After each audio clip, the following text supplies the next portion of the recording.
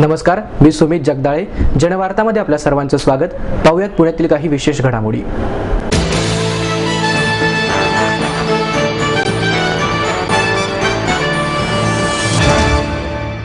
एलबीटीच्या विरोधातील लढा तीव्र करण्यासाठी अलका टॉकीज चौक ते पुणे कॅम्पपर्यंत पुणे व्यापारी महासंघाच्या वतीनं मानवी साखळी काढण्यात आली.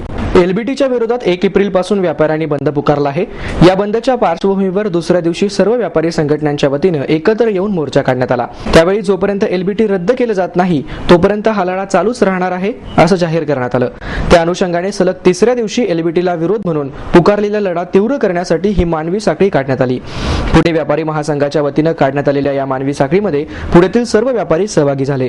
एलबीटीच्या विरोधात सलग तिसऱ्या दिवशी शहरातील सराफ बाजार, किराणा भुसार बाजार, इलेक्ट्रिकल, कापड बाजार, टिंबर मार्केट आणि लोखंड बाजार हे बंद ठेवण्यात आले. जोपर्यंत एलबीटीवर तोडगा निघत नाही तोपर्यंत एकही दुकान उघडणार नसल्याचं सांगण्यात आलं. ही मानवी साखळी मूक मोर्चा पद्धतीने अलका टॉकीज चौकापासून पुणे कॅम्पपर्यंत काढण्यात आली. या मोर्चामध्ये व्यापारी शांतपणे साखळी करून रस्त्याच्या एका बाजूने वाहतुकीला अडथळा निर्माण न करता सहभागी झाले.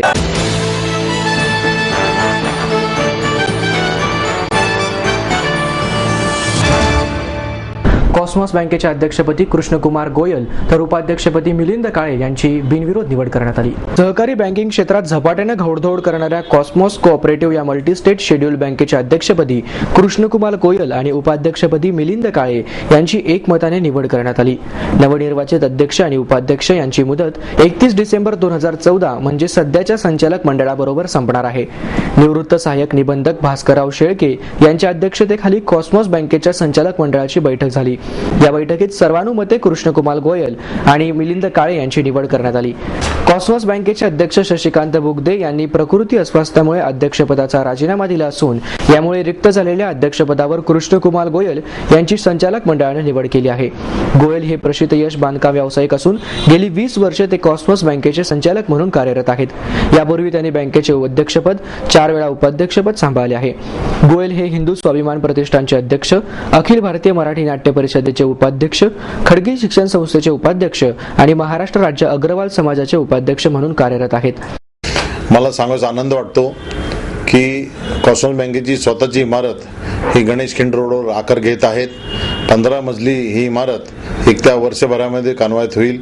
पुढचा जो आपला पुढची जी सर्वसाधारण सभा आहे ती जवळजवळ ते आपल्या स्वतःच्या इमारतीत होईल आणि मला वाटतं तो एक सर्व सभासदांसाठी आनंदाचा दिवस असेल. आज आपल्या बँकेच्या 6 राज्यामध्ये मिळून 119 शाखा कार्यरत आहेत आणि जवळजवळ 22,000 कोटीच्या वरचा सेटअप आपला आहे. महाराष्ट्राबरोबर तामिळनाडू, गुजरात, आंध्र प्रदेश, मध्य प्रदेश, कर्नाटक आणि महाराष्ट्र अशा 6 राज्यामध्ये आपल्या विविध शाखाद्वारे सर्वांना आपण सेवा देण्याचं काम करत आहोत आणि येणाऱ्या कालखंडामध्ये ही राज्य अजूनही वाढवण्यात येणार आहे असा मला विश्वास आहे. कॉस्मॉस बँकेला रिझर्व्ह बँक ऑफ इंडियाने नवीन 18 शाखा आणि सध्याच्या 9 विस्तारित कक्षांचे पूर्ण शाखेत रूपांतर करण्यास नुकतीच तत्वतः मान्यता दिली आहे. कॉस्मॉस बँक ही देशातील सर्वाधिक वेगाने प्रगती करणारी व भक्कम आर्थिक पाया असणारी सहकारी बँक असून बँकेचा आज अखेरचा एकूण व्यवसाय रुपये 22,000 कोटींपेक्षा अधिक आहे.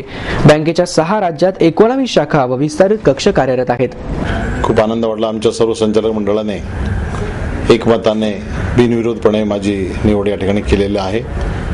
कॉस्मॉस बँक ही आपल्याला माहिती आहे की भारतातली पहिली कोऑपरेटिव्ह बँक आहे. 108 वर्षाची परंपरा असलेली बँक ही झपाट्याने प्रगती करत आहे आणि याचा उच्चांक म्हणून यावर्षी बँकेला जवळजवळ 250 कोटीचा ऑपरेटिंग प्रॉफिट झालेला आहे आणि नुकताच आम्ही 75 कोटी रुपयाचा आयकर हा ॲडव्हान्स टॅक्स म्हणून भरलेला आहे.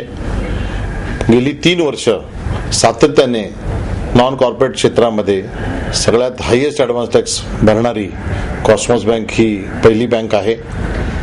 अनेक सभासदांचा सहभाग, सभासदांचं त्यामधलेलं असलेलं सहकार्य यामुळे आम्ही ही प्रगती आजपर्यंत करू शकलो आणि मला सांगायचा आनंद वाटतो की हे सर्व पाहून रिझर्व्ह बँक ऑफ इंडियाने नुकत्याच आपल्या बँकेला म्हणजे कॉस्मॉस बँकेला 18 नवीन शाखांना परवानगी दिलेली आहे आणि 9 एक्सटेन्शन काउंटर जे होते त्या 9 एक्सटेन्शन काउंटरचा ते पूर्णपणे शाखेत रूपांतर करण्यासाठी रिझर्व्ह बँकेने परमिशन दिलेली आहे.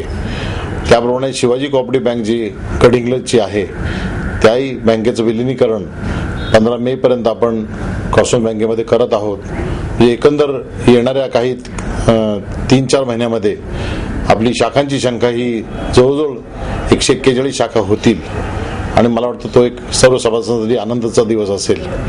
बँक झपाट्याने प्रगती करत आहेत. सर्वात वेगात प्रगती करणारी बँक म्हणून संपूर्ण भारतामध्ये आपली बँक ओळखली जाते. आपली स्वतःची स्वनिधी जवळजवळ 1100 कोटी रुपयाची आहेत आणि यामुळे येणाऱ्या कालखंडामध्ये बँकेची प्रगती फार मोठ्या प्रमाणात होते. आपल्या सर्व सभासदांचा पाठिंबा, सहभाग आणि प्रेम यामुळेच या पुढच्या काळात सुद्धा मी अध्यक्ष म्हणून ही जबाबदारी मोठ्या दिलाने स्वीकारलेली आहे आणि आपल्या सर्वांचा पाठिंबा आणि प्रेम मला अपेक्षित आहे. धन्यवाद. माहेर सोडून सासरी आले. इथे प्रेमाची, मायेची माणसं होती, पण माझं भविष्य सुरक्षित आहे याचा आनंद, आत्मविश्वास वाढवणारा होता. Samruddha Jeevan multistate multipurpose cooperative society limited. गुंतवणूक भावनांची, आनंद लक्षावधीचा. Samruddha Jeevan multistate multipurpose cooperative society limited.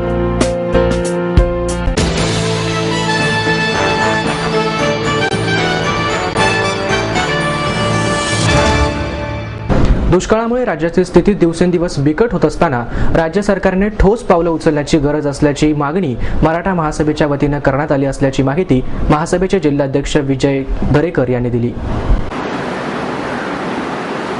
पाण्यामुळे ग्रामीण भागातील स्थिती भीषण झाली असून शासनाने ओढे, नदी, नाले, तलाव, विहिरी यांच्यातील गाळ काढण्याचा उपक्रम राबवावा, तसेच कागदोपत्री असलेल्या योजनांची प्रत्यक्षात अंमलबजावणी करण्यात यावी.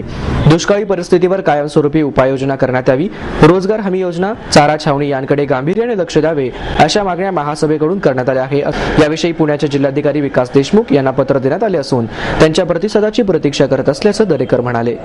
सध्या सुरू असलेल्या अधिवेशनामध्ये जादूटोणा विरोधी कायदा संमत होण्याची शक्यता कमी आहे. येत्या 10 दिवसात हा कायदा संमत न झाल्यास महाराष्ट्र अंधश्रद्धा निर्मूलन समितीच्या वतीनं जेलभरो आंदोलन आणि आत्मक्लेश आंदोलन करण्यात येणार आहे.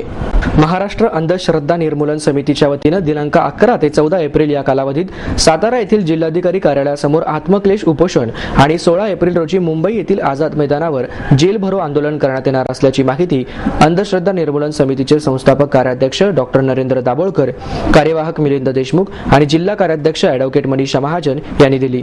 जादूटोणा विरोधी कायदा पास करण्याबाबत राज्य शासन मागील 14 वर्षांपासून अंधश्रद्धा निर्मूलन समितीची फसवणूक करत आले आहे. या कायद्याला वारकरी संप्रदाय, शिवसेना यांचा विरोध होता.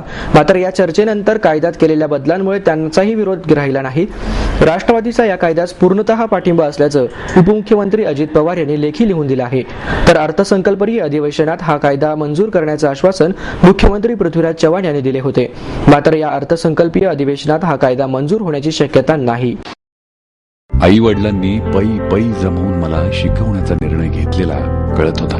माझ्या उच्च शिक्षणासाठी त्यांनी मला कायमचा आधार मिळवून दिला होता. त्यांनी स्वतःसाठी कधीच काही केलं नाही, पण माझ्यासाठी Samruddha Jeevan multistate multipurpose cooperative society limited.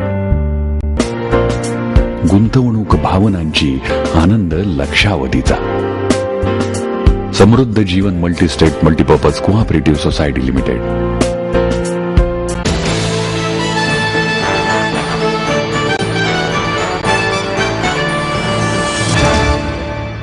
सध्या डॉक्टर मंडळी अधिक वेगाने पैसे कमवण्याच्या मागे लागल्याने फॅमिली डॉक्टर संकल्पना हरवली आहे, अशी खंत लेसर उपचारातील तज्ज्ञ डॉक्टर प्रकाश कटारिया यांनी व्यक्त केली. उषा अनिल प्रकाशनाच्या वतीने डॉक्टर विष्णुपंत किंमतकर यांनी लिहिलेल्या माय वंडर लाईफ या आत्मकथनपर ग्रंथाचे प्रकाशन व्यक्तिमत्व विकास गुरु हनुमंत मेमाणे यांच्या हस्ते करण्यात आले. यावेळी कटारिया बोलत होते. याप्रसंगी उषा शिंदे, लेखिका सीमा शिंदे, अनिल शिंदे, निशा वांदिले, विष्णुपंत किंमतकर आदी मान्यवर उपस्थित होते. पुढे बोलताना डॉक्टर कटारिया म्हणाले, डॉक्टर मंडळी घरातल्या घरात उपलब्ध असणाऱ्या अन्नधान्य रूपी डॉक्टरकडे पाठ फिरवतात आणि विविध चाचण्यांच्या चक्रात अडकतात. खरं तर आहार, विहार, सूर्यप्रकाश या बाबतीत मेळ घातला तर माणूस आजारीच पडणार नाही, असंही ते म्हणाले.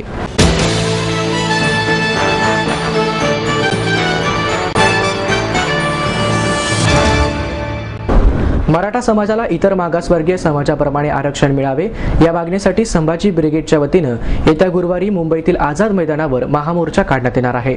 युवराज छत्रपती संभाजीराजे यांच्या नेतृत्वाखाली शहर आणि परिसरातील पुण्यातून सुमारे 5,000 कार्यकर्ते महामोर्चामध्ये सहभागी होणार आहेत, अशी माहिती शहराध्यक्ष अजय भोसले यांनी दिली.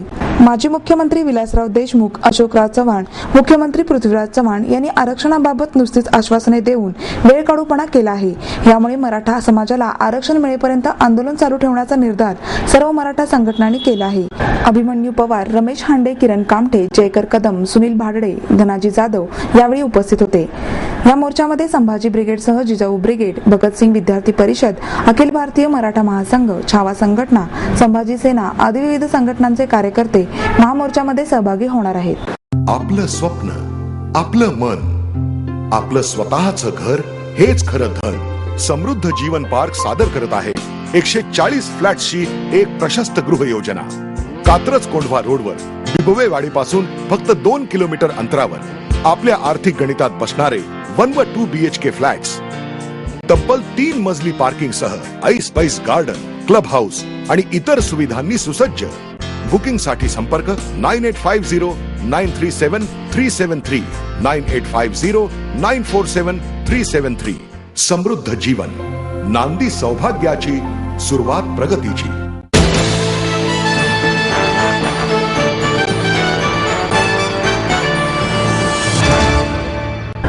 याबरोबरच हे बातमीपत्र संपलं. तेव्हा पुन्हा भेटूया उद्या याच वेळी. नमस्कार.